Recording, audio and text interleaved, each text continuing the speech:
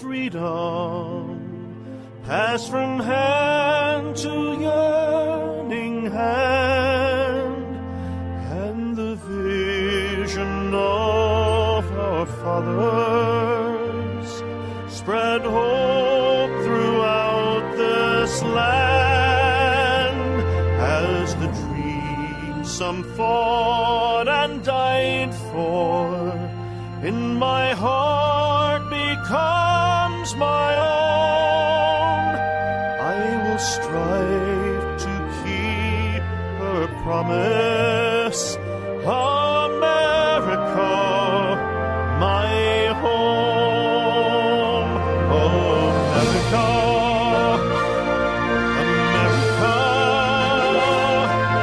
may God bless America, and freedom reign across America, my home. From the shorelines to the prairies, to the cities great and small, we have reaped the fruits of justice and liberty for all.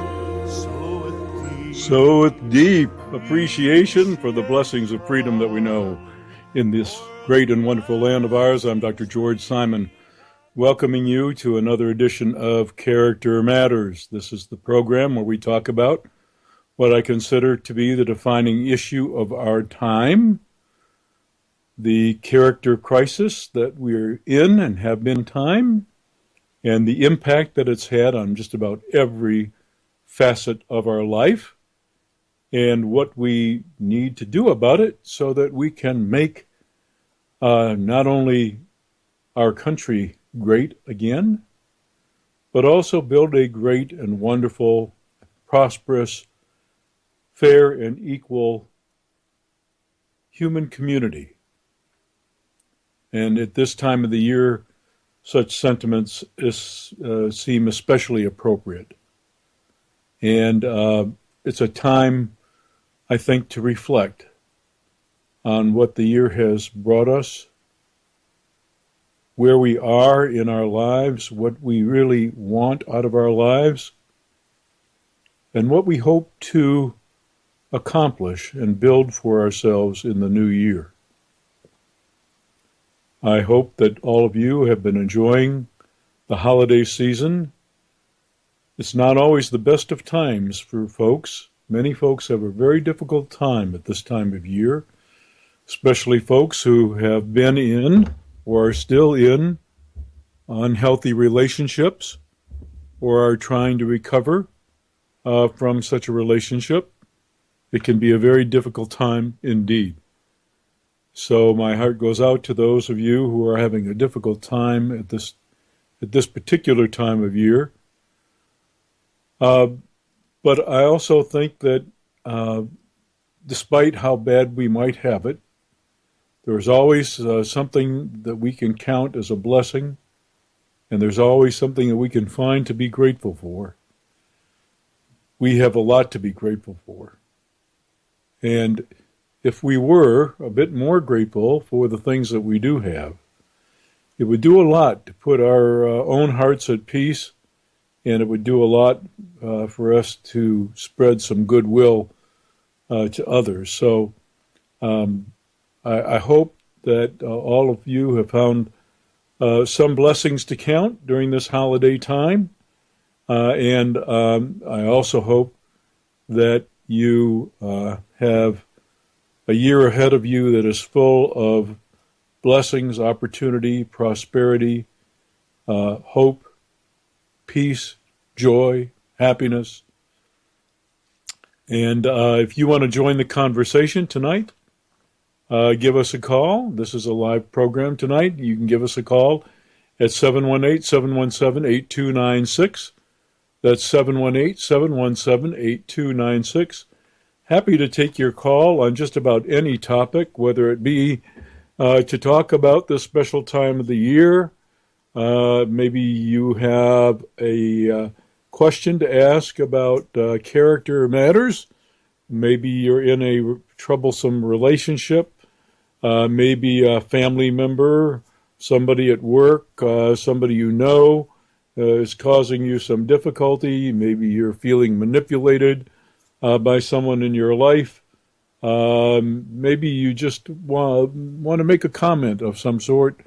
Feel free to join the conversation at 718-717-8296. I hope that you've had a chance to visit my blog site at manipulative-people.com. That's www.manipulative-people.com, where I've had a series going on about the dimension of narcissism in various personality and character disturbances. It should be an informative one for you. I took a bit of time out this last Friday on my regular weekly post just to express some sentiments about the holiday and about the spirit of the holiday. And I'll have a little bit more to say about that in just a moment, because it's the topic that I really want to cover tonight. But I hope you pay the blog a visit, because that's where I do a lot of my work at manipulative-people.com. That's www.manipulative-people.com. I also have weekly articles that post at the blog Psychology, Philosophy, and Real Life at Counseling with two L's, counselingresource.com. That's www.counselingwith2lsresource.com.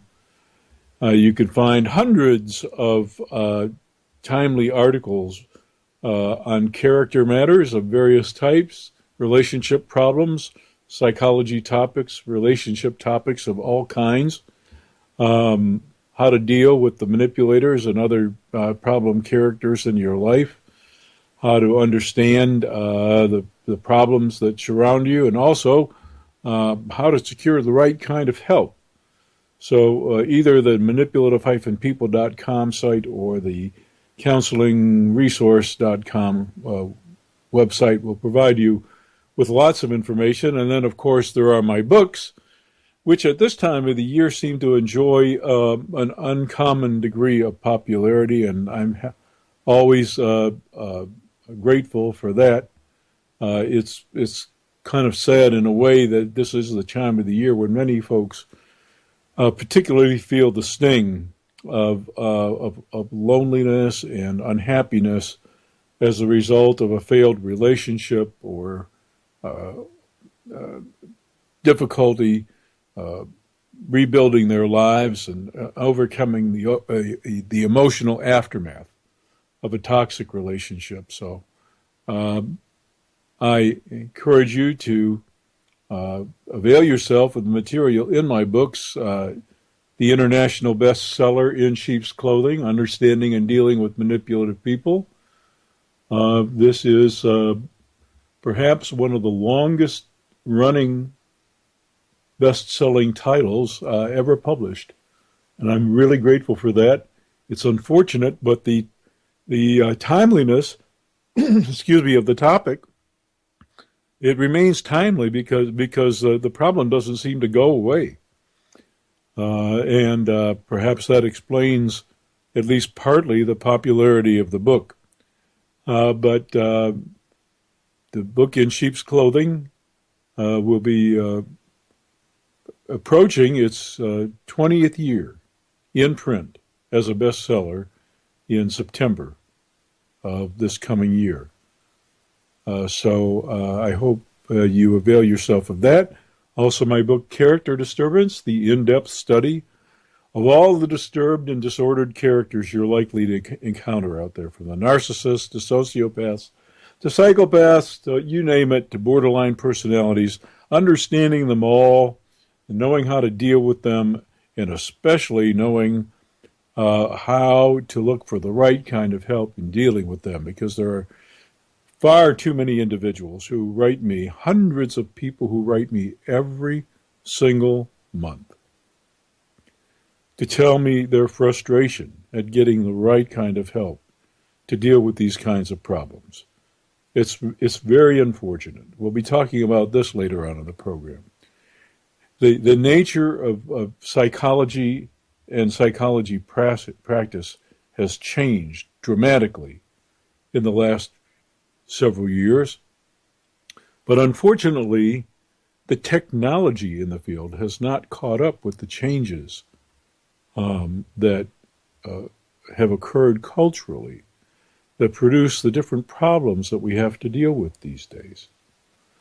And so I'm going to be talking about that a little bit later on, as well as expanding upon the topic that I've been talking about on my blog site at manipulative-people.com. And I also want to talk a bit about what I really consider to be the spirit of the time, and what it would really take for us to build a stronger country and a better world.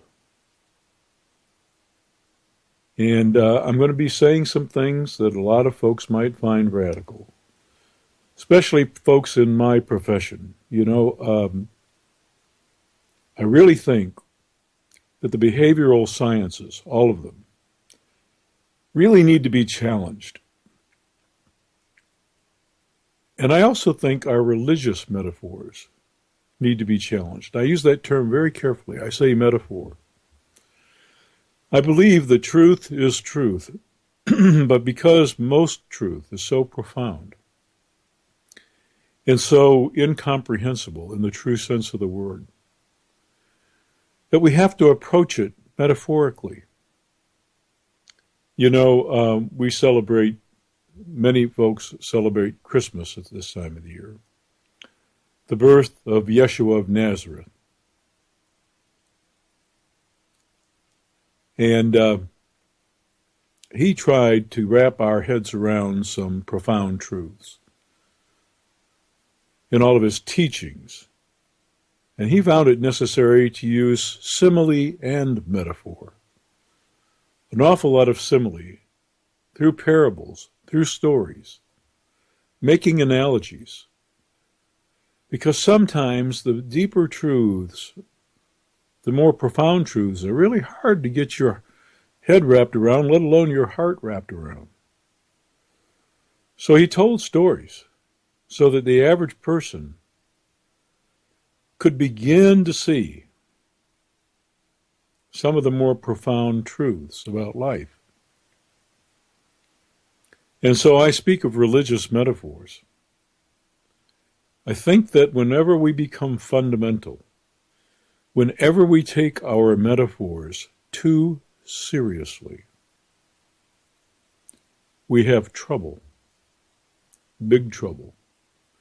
Trouble that divides us, trouble that pits us one against the other. Our spirituality has to go way beyond that, I believe. So does our personal psychology, our personal mental health, our character health, most especially. And that's really what I want to talk about today. This is the time of the year when it just seems it's natural to do an awful lot of reflecting on the human condition. Everybody talks peace, peace on earth, goodwill to mankind. But it seems like it eludes us. The world, once again, is a powder keg. There are conflicts in more areas of the world and of greater severity than at any time since the pre-World War eras. The world is literally a powder keg. And it's very costly. Not only costly in terms of the dollars that have to be expended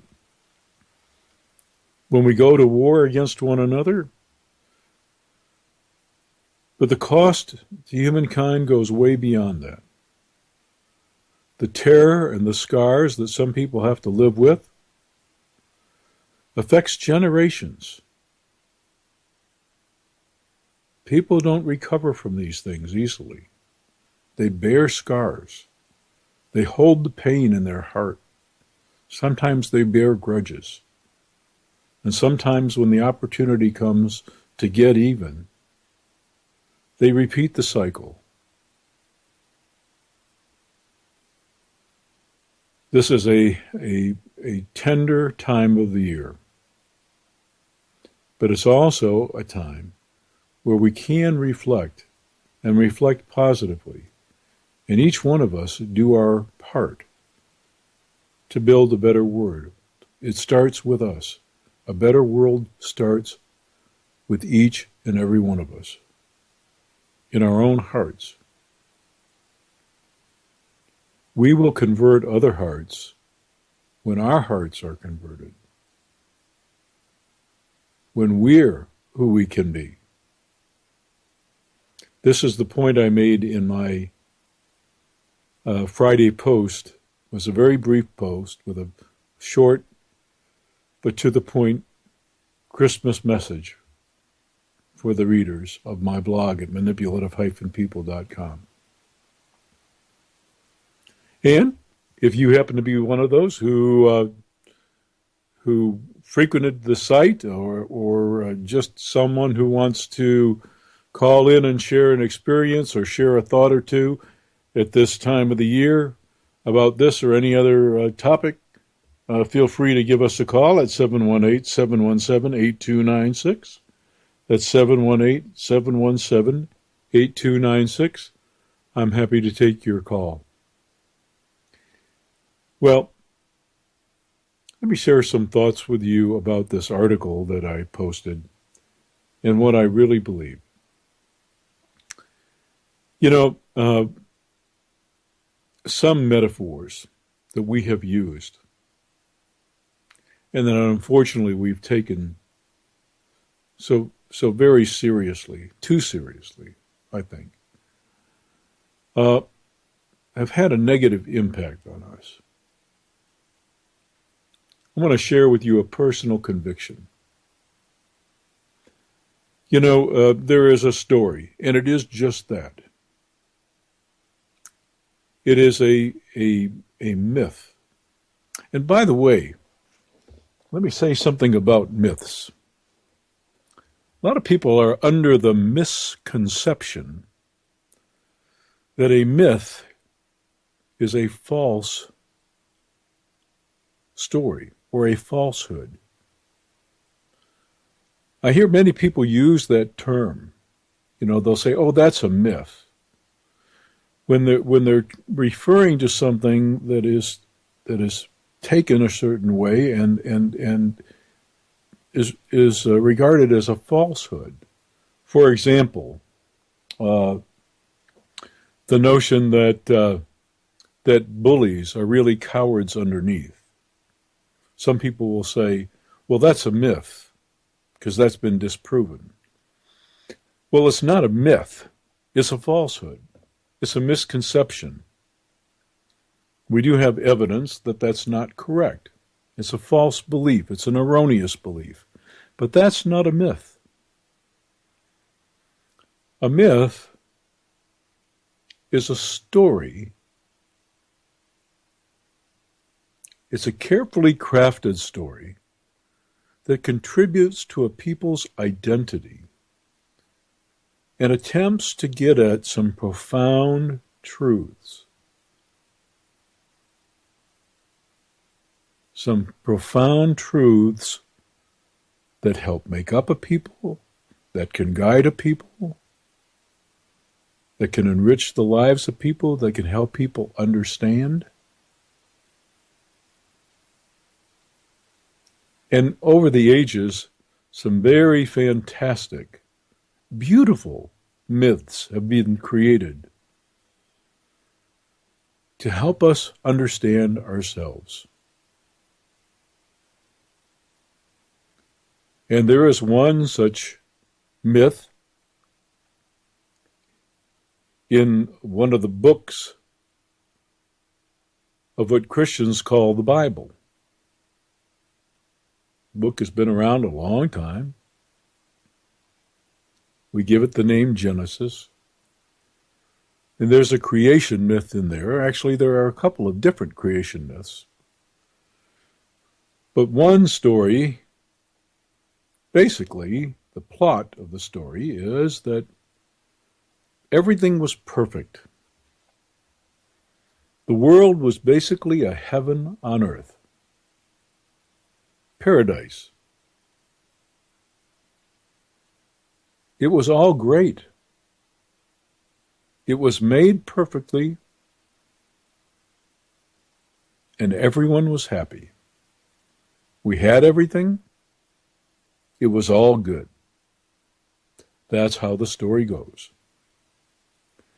And then one person, in their vanity, and in their lack of faith, and in their disobedience, messed it all up for everyone. And paradise was lost.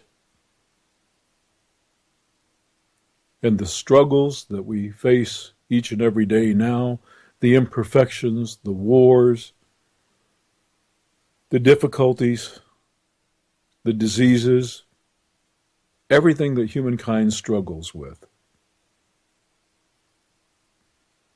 results from that one mistake. That's how the story goes. Now, you know, there are some profound truths in that story. If you really contemplate the myth carefully, whoever the author was of that myth, or whoever the authors were, or however that myth was preserved, handed down by oral tradition and then selected, if you analyze and contemplate and reflect upon, ponder that story very carefully, there are some profound truths in that story. That does not make the story literally factual.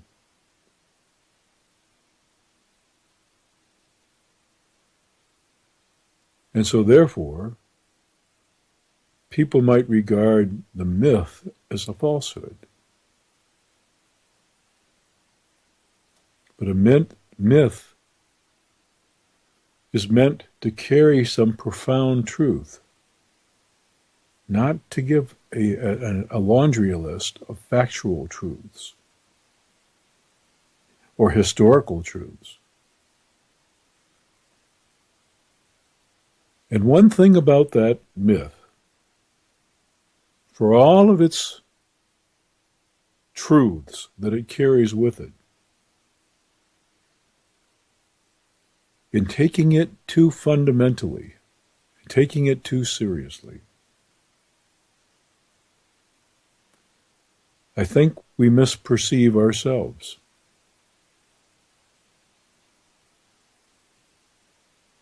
In one sense, there is profound truth in the notion that we are fallen creatures.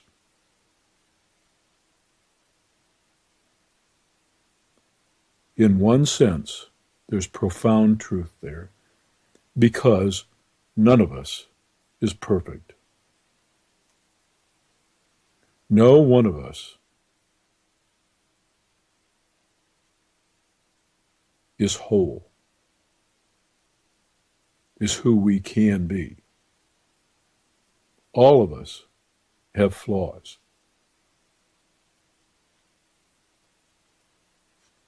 We all fall short in some way. We are all less than stellar. We all fall short of the ideals even that we profess.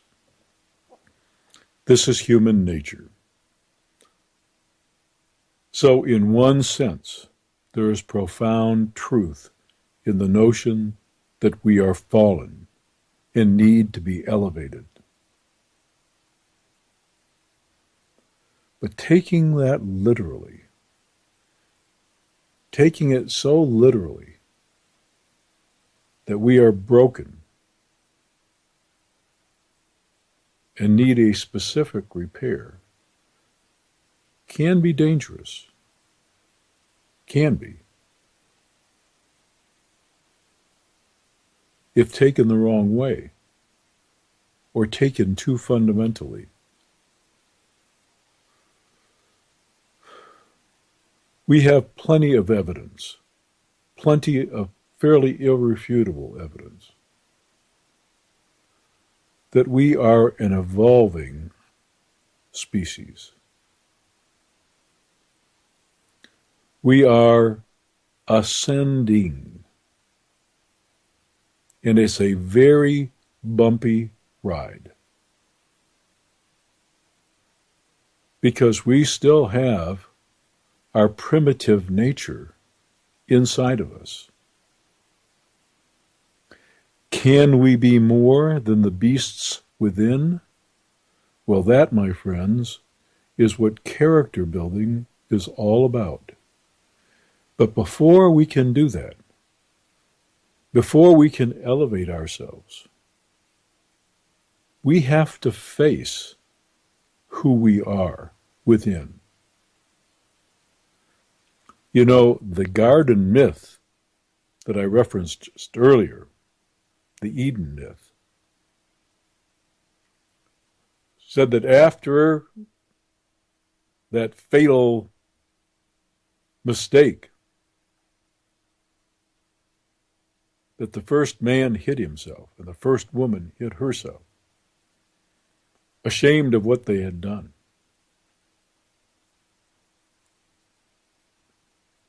They didn't want to be known. They didn't want to expose themselves. Well, I'm here to tell you that without flushing out what's really within us, without honestly facing it, knowing who we are at the core,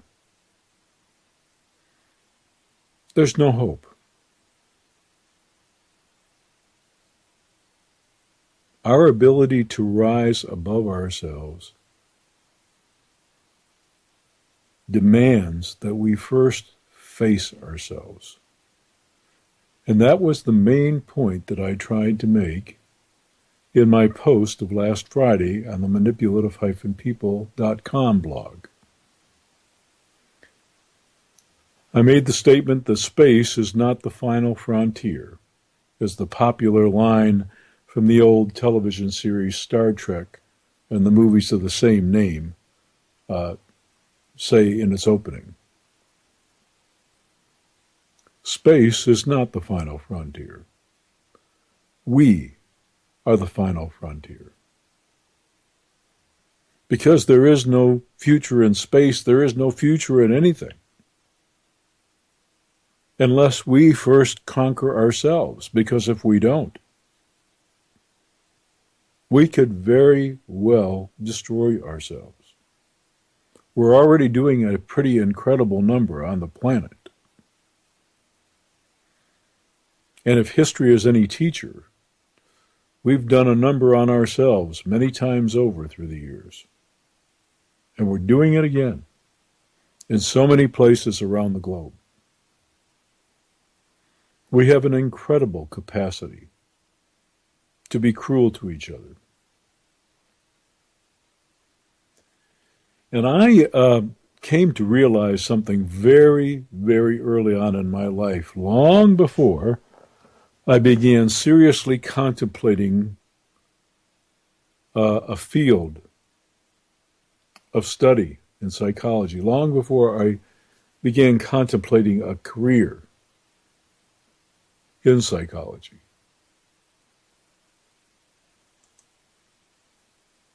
I came to the realization that this ascendance-seeking tendency that I saw in some people is actually fundamental to being human. One of the pioneer psychologists, Alfred Adler, said that there's an innate striving in all of us for social superiority. In other words, we try to best each other. We try to rise to some kind of social power and status. We're the only species that competes against one another. Most of the other species, they care for their own kind, they take care of their own kind, and they try to preserve their own kind in the face of the predators that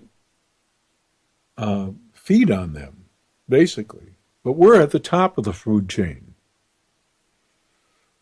We're the only ones that both compete with and prey on each other. Sometimes it's not pretty. Most of the time, it's not pretty.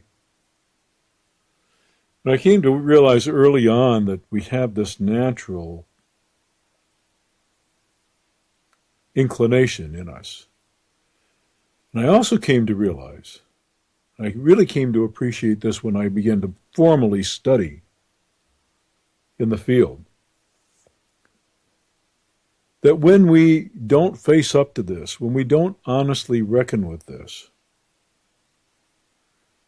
when we don't basically own what's in us, when we tend to deny what's really there, it really causes trouble. Causes trouble in so many ways. There are those neurotic folks among us who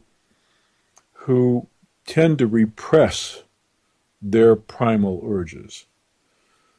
They want to pretend that they don't have them. They're afraid of them. They don't want anything to leak out, so they do their best to be hyper good, to be uber good, to be too good. They try to keep Dr. Hyde image,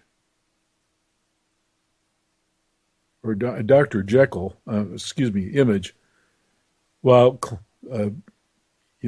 repressing and suppressing the Mr. Hyde underneath.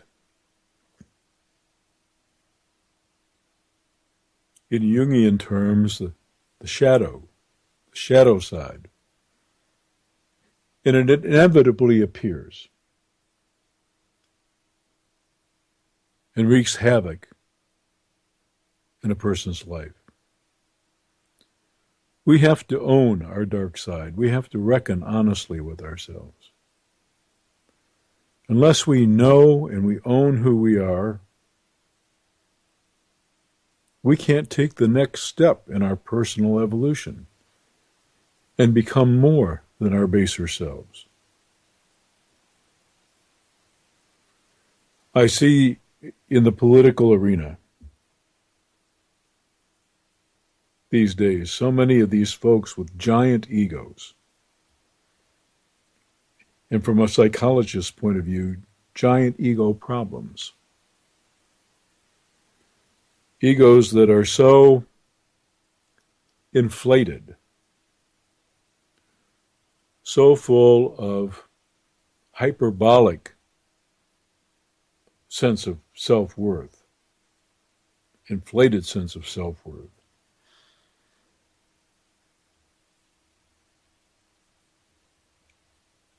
that there's no chance that such folks could rise to a higher level of dignity.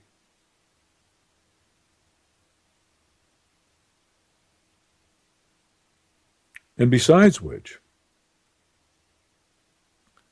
sometimes many of these folks, I see it in several of the candidates, even when they come to terms with what ego that they have, they're quite content with what they see. They look in the mirror and they size themselves up, and they not only really do think they're all that, but they're happy with what they see. The rest of us only wish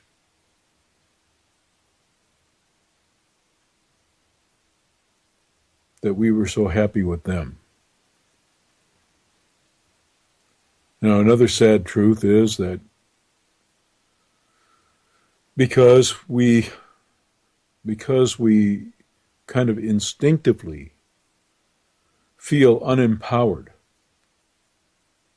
and therefore crave a champion, those folks who loudly proclaim, "Trust me, I can do it. I will lead you.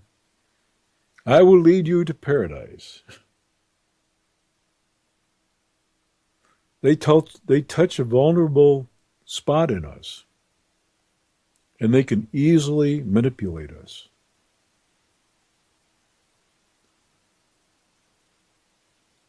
The last thing we need is another megalomaniac trying to lead this country. This was a country founded on the principle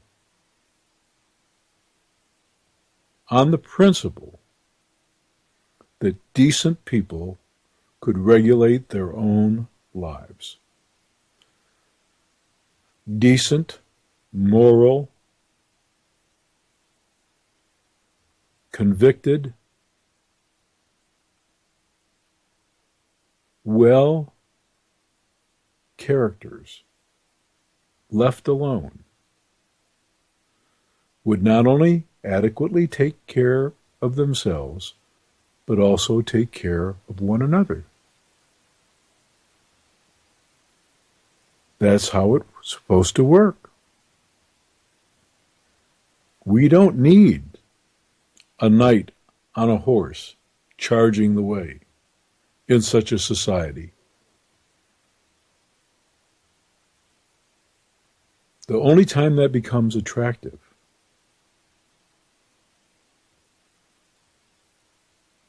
is when it seems like so many people aren't getting it. And there's so much discord.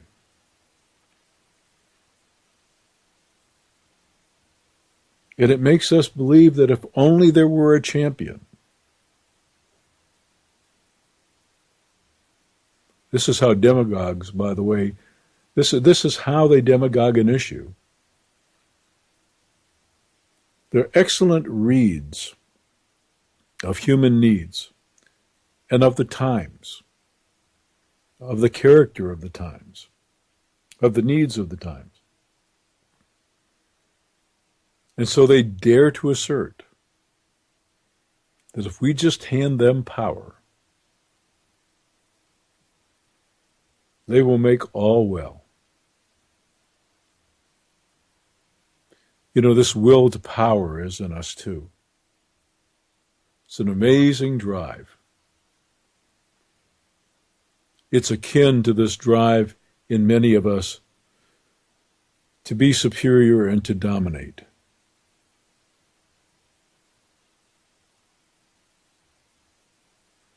You know, this is the great revolution in psychology that has got to be completed. For so long, we concerned ourselves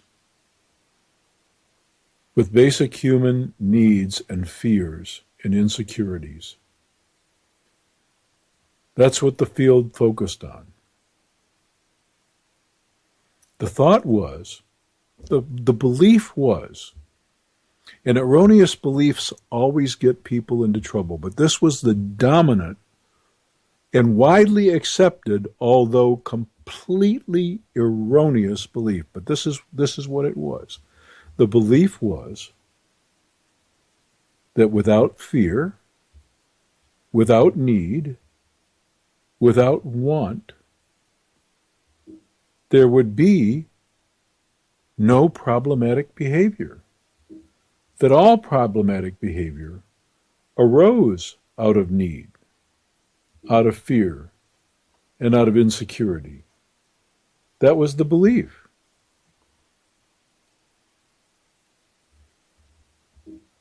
So because of this, because of this crazy belief, so many theories of human behavior were developed.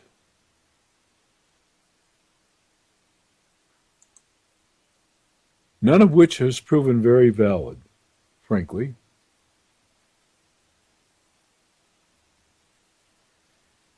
And the erroneous belief that all would be well if there were no fears, if there were no insecurities, if there were no needs, is borne out by history. There is within us, and this is the demon that must be faced and reckoned with. And until, you remember I said earlier, and so many other psychologists have said it in different ways, and so many philosophers have said it in different ways. But unless you face the hard-to-face truth and own it and reckon with it, there's always some kind of hell to pay. But here it is. There is this fundamental drive in us. It's been there since the beginning. It's a primitive, instinctual thing. You know, there was a group called Tears for Fears that had a song that was popular. I think it was back either in the 70s, maybe the late 70s or early 80s. The group was inspired by having attended the Jung Institute in Switzerland. And the title of the song is Everybody Wants to Rule the World. You know, if I had my way, if I had the power, if I were king, if I were in charge, if I were queen, everything would be just fine. I'd know what to do. If people would just see things my way, do things my way, things would be great.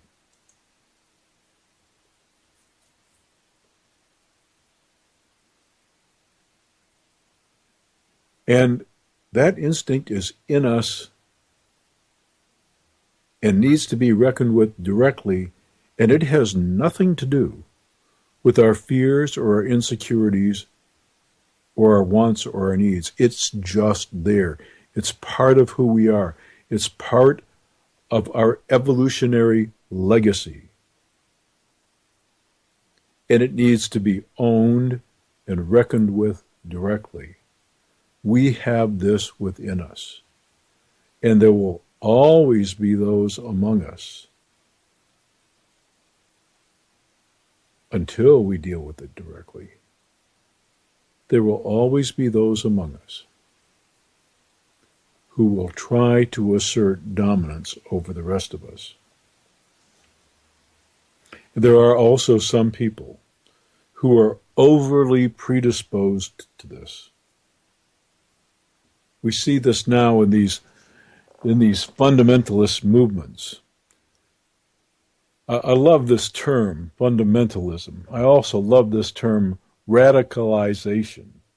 These made-up words to describe phenomena that we barely understand and we're trying to explain.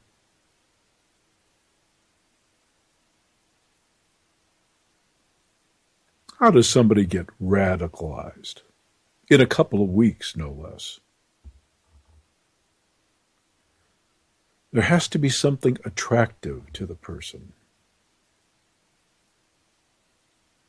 It has to speak to something in their heart. And what it speaks to is this instinctual will to dominate, to have power.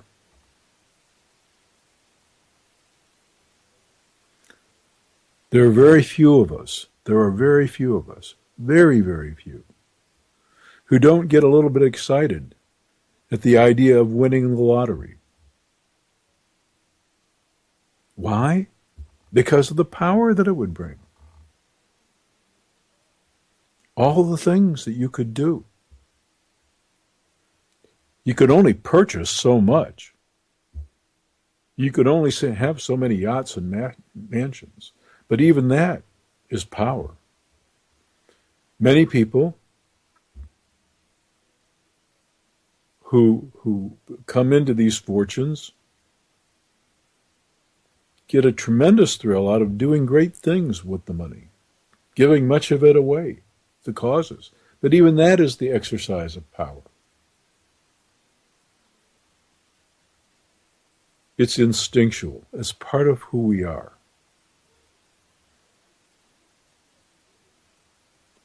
And there are always those among us who have that extra push, who have that extra desire to be part of the ruling class. And they just love religious metaphors.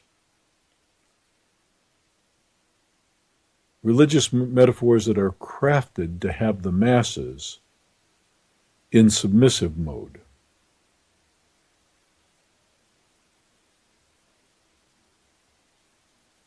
In surrender mode. Surrender to who? Well, surrender to the authority masters. That's who. It's an age-old story. It's the human story. Psychology and philosophy's shortcomings have been that we haven't tackled the core issues head on. We haven't tackled ourselves head on. And we've entertained erroneous beliefs for too long about who we are, what we're made of, what drives us, what we're really after, what will really satisfy us. And unfortunately, because we've been erroneous in our beliefs about those things, we haven't yet figured out what will really save us.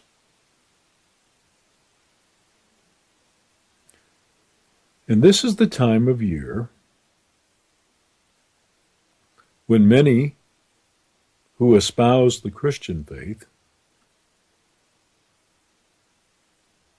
who profess it anyway on their lips, claim to follow a person and claim to revere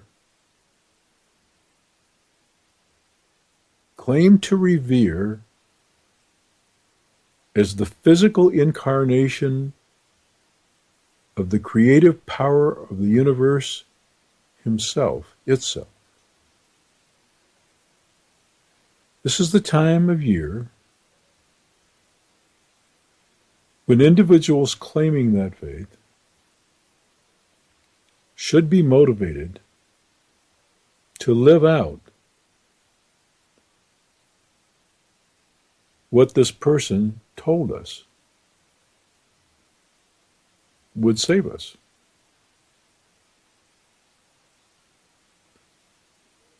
None of us do it.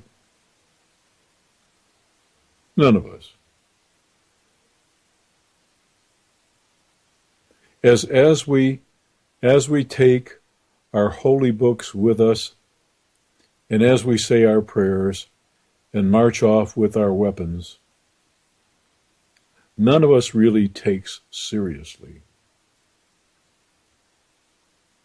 the admonition to turn the other cheek,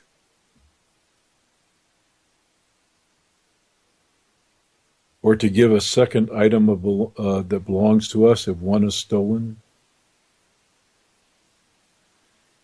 None of us really takes the admonition seriously to do good even when bad is done to us. To not respond in like kind, but to only respond in any situation as we would have had others respond to us. In our hearts, we say, that sounds really nice. That sounds really great, but it's completely, totally impractical. That's not how the world works. Well, no, it really isn't how our world works. And how's that working out for us?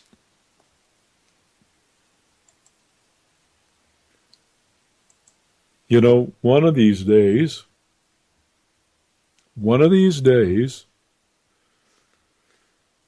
we will either practice what we've been preaching or we won't be here to practice at all. It's really that simple. We keep looking for a Savior. We keep looking for someone who will make it all right.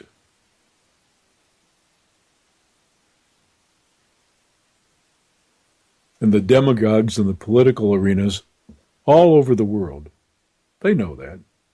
It's how they all play. They play to others' fears and insecurities, and they use that. They exploit that to rise to their own positions of dominance. This is how these crazy terrorist groups operate. They go into areas where they know people are put upon, are downtrodden, are needing something, where they're disadvantaged. And the appeal to them is, hey, look, we're going to take care of you. You submit to us. Oh, gosh, they love that notion of submission from everybody else. You just turn yourself over. Let us be lords. And we'll give you what you need. We'll be the great benefactors.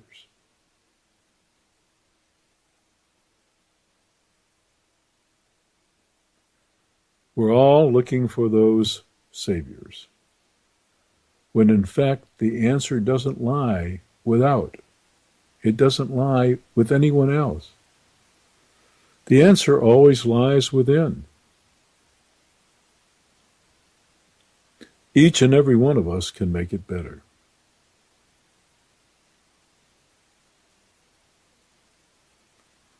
Each and every one of us can. I remember that there was a Star Trek episode in which these very evolved beings had no need for, they'd overcome the need for any kind of conflict. But the visiting aliens, who were the Star Trek crew members, they didn't realize this. They didn't realize how evolved these beings were. They'd even evolved to the point where they really didn't need their physical bodies. But they didn't know that. So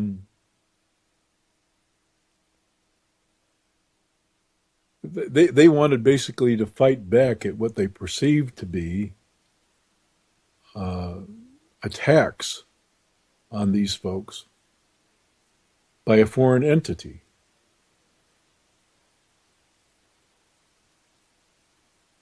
And they were appalled at the fact that these evolved beings wouldn't fight back.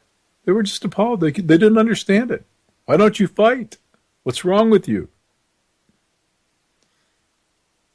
But they rested in the peace of knowing. They rested in the peace of knowing that they really had nothing to fear. And supposedly, the person that Christian folks profess to follow and celebrate, especially at this time of the year, came to bring us that exact same news, that very news. there is nothing to fear. What really matters ultimately is the condition of your very soul, because it will survive you when your body has become dust. And the state that it will reside in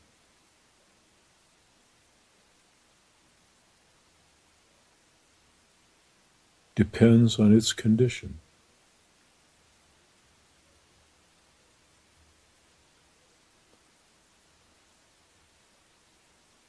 Isn't that a thought?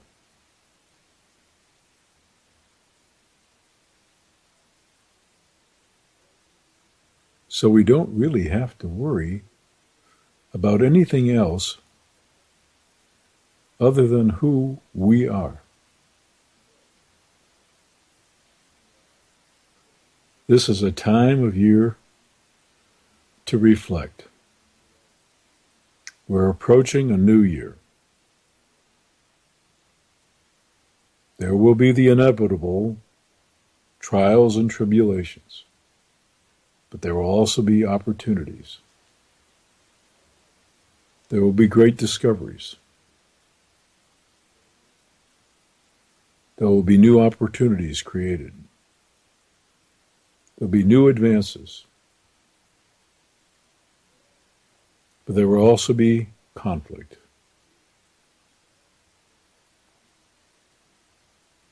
Because this will to power and this will to dominate is still part of our evolutionary heritage. We haven't learned yet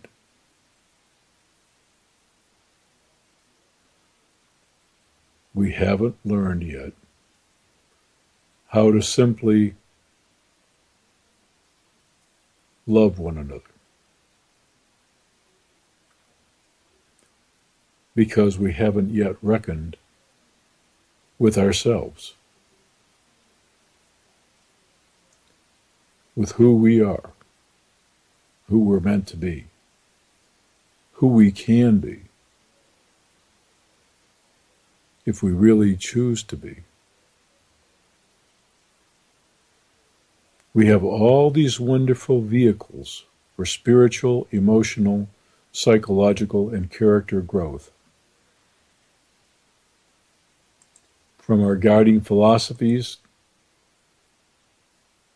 to our religious beliefs, they can all take us there. But they can also be used to divide us. It depends on how we interpret things from our heart. So my wish for the coming year for all of you, my wish is not for you to have anything that the world might give you, but rather the peace that comes with self-awareness and self-development and self-growth. My wish is that you may be all that you can be, so that you help build this great society. And with that, I wish you a happy new year. I'm Dr. George Simon. I'll see you again next Sunday evening on Character Matters. Take care.